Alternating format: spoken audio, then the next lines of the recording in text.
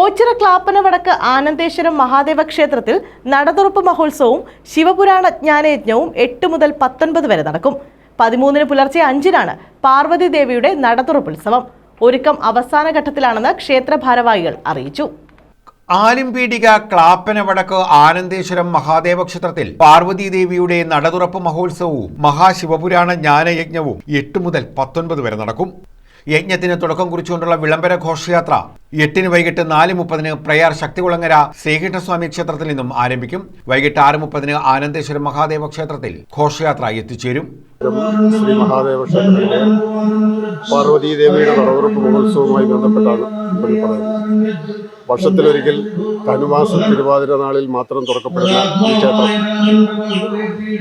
തിരുവിതാംകൂർ ദേവസ്വത്തിന്റെ കീഴിലുള്ള ആദ്യ ക്ഷേത്രമാണ്. ശ്രീജിത്ത് കൊട്ടാരക്കരയാണ് യജ്ഞാചാര്യൻ. ഒരുക്കം പുരോഗമിക്കുന്നതായി ക്ഷേത്ര ഭാരവാഹികൾ അറിയിച്ചു.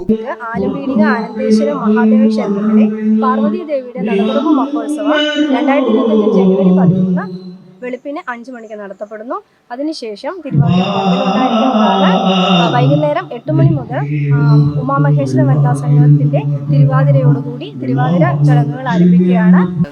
തിരുവാതിരയുടെ അന്ന് 12 മണി കഴിഞ്ഞ് പൂജൂടൽ ചടങ്ങ് ആരംഭിക്കും. ദശപുഷ്പങ്ങൾ വെച്ചിട്ടാണ് പൂജൂടൽ ചടങ്ങ് നടത്തുന്നത്. News bureau, Ochira.